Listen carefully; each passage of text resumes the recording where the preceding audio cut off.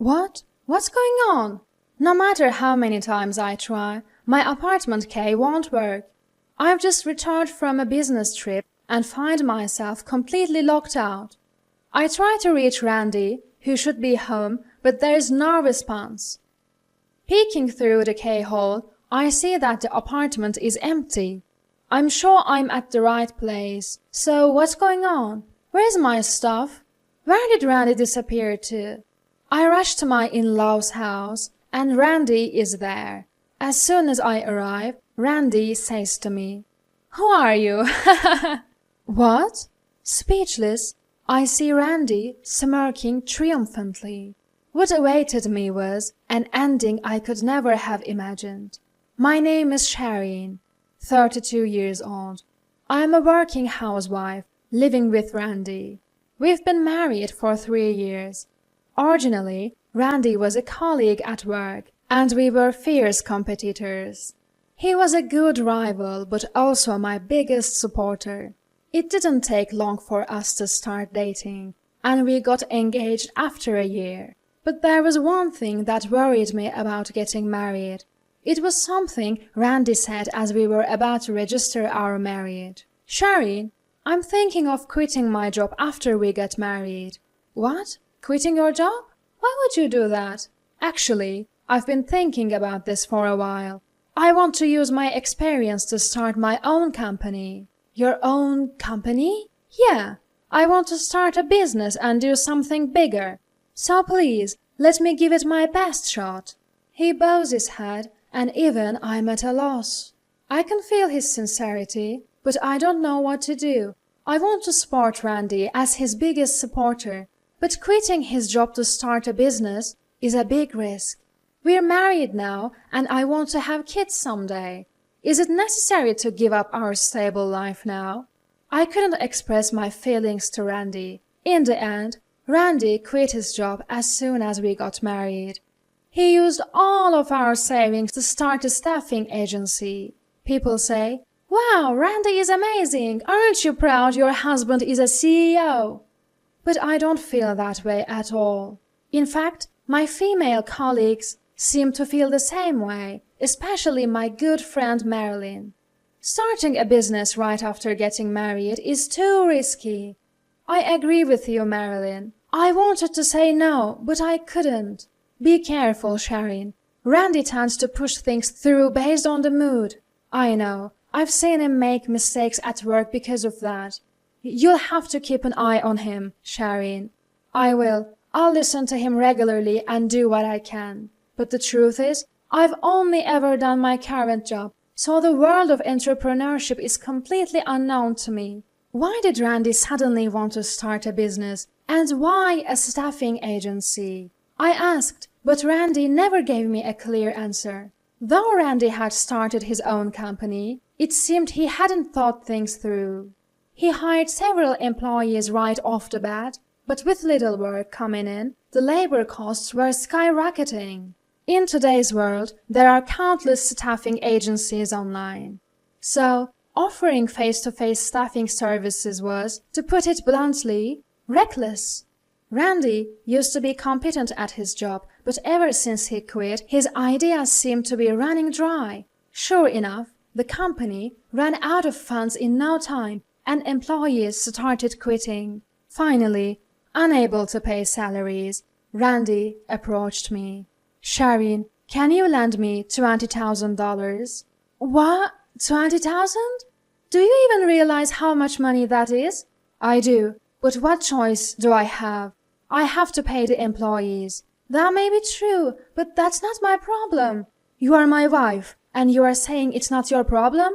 "What?" "You married me, committing to a lifetime together, right? So you should help me out when I'm in trouble."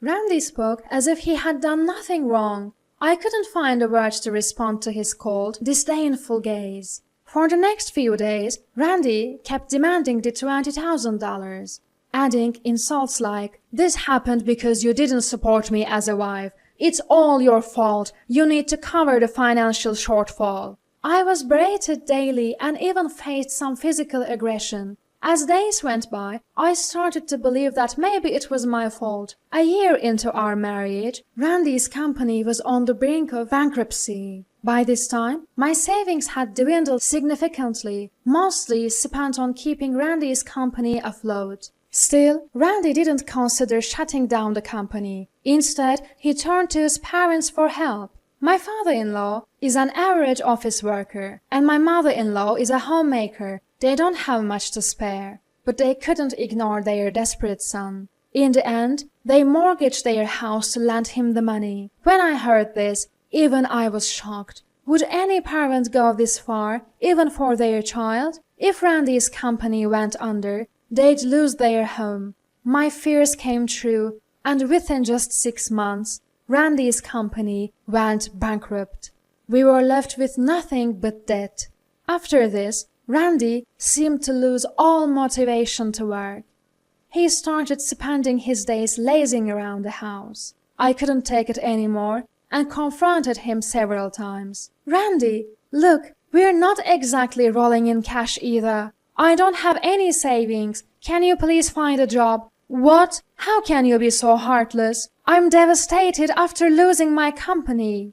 This is not the time for that. We owe money to your parents. They'll be fine. Their house is collateral. Do you even understand what that means? If things continue like this, they'll lose their house. It doesn't matter to us. My parents are old. They might as well be useful for once. I can't believe this. I never thought you'd be this kind of person. From that point on, cracks began to appear in our marriage. It's been about 6 months since Randy's company went bankrupt, and he shows no signs of finding a job. He's doing day labor once a week and spending all the money on himself. I've been dipping into my savings and cutting corners to make ends meet. Then, one day, during a break at work, my mother-in-law called. Shireen, sorry for the sudden call, but I need to talk to you. Hello, mother-in-law, what's going on? Could you lend us some money? What? If we can't pay back the loan by the end of the month, we'll lose our house. It seemed my worst fears were coming true. I told my mother-in-law, let me think about it. I've already talked to Randy, but he said, I don't have any money. If you lose the house, so be it. What? Randy said that? What should we do, Shireen? We're going to lose our home. Calm down. I have an idea. After hanging up, I called my father, who answered immediately. Hey, Dad, it's Shireen. Long time no talk. How are you? I'm fine, but there's a problem. What happened? Randy's company went bankrupt, and now his parents might lose their house. What? Why? Well, after explaining the situation, my father agreed to help financially. Even though Randy was clearly at fault, my dad said, he's the man you chose, and didn't blame me. My father is a wealthy real estate investor, and I've never had to worry about money. The rental income alone is a considerable amount of money, so to be honest, I never had any problems making ends meet until I got married. But when I got a job, I decided to be financially independent and refused any support from him. And Randy ruined all of that. I felt guilty, but I had no choice but to accept my father's help to save my in-laws. I kept it a secret from Randy and transferred the money to my in-laws. Why didn't I tell Randy? I've only told him that my dad is a real estate agent. If he found out about my father's wealth, I feared he'd change his attitude and start demanding money.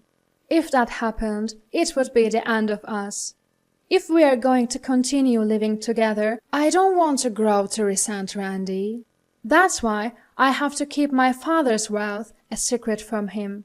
To avoid hurting my beloved parents and in-laws, I chose to continue my relationship with Randy.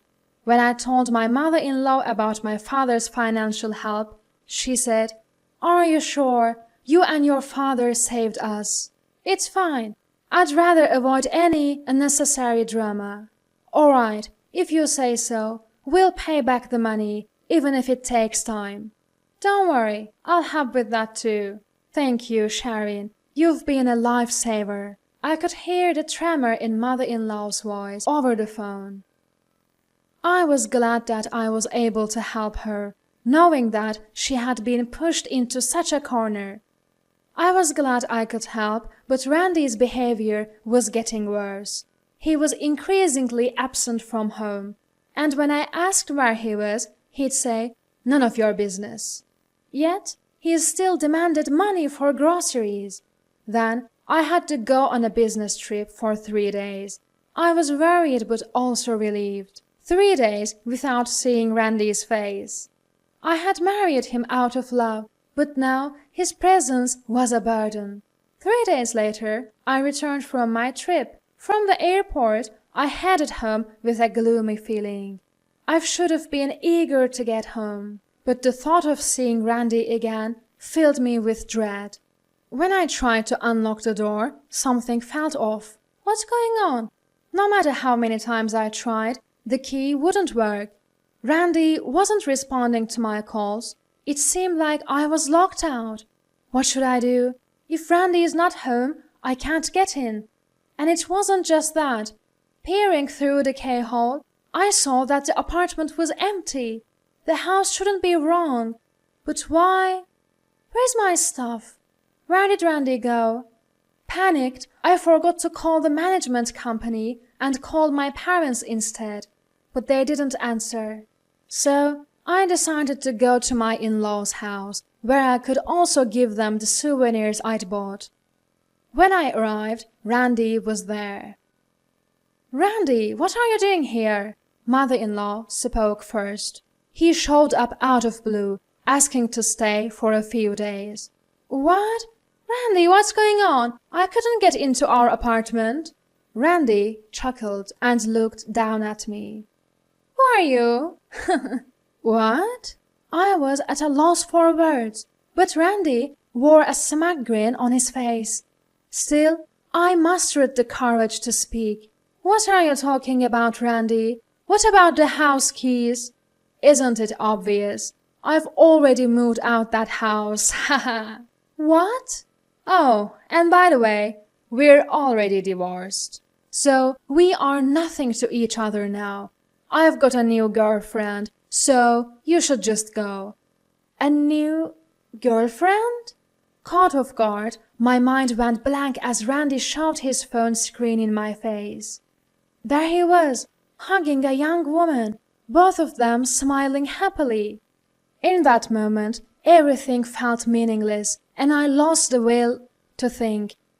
Fine, whatever. This marriage was over a long time ago. I slumped to the floor, and Randy looked down at me, grinning.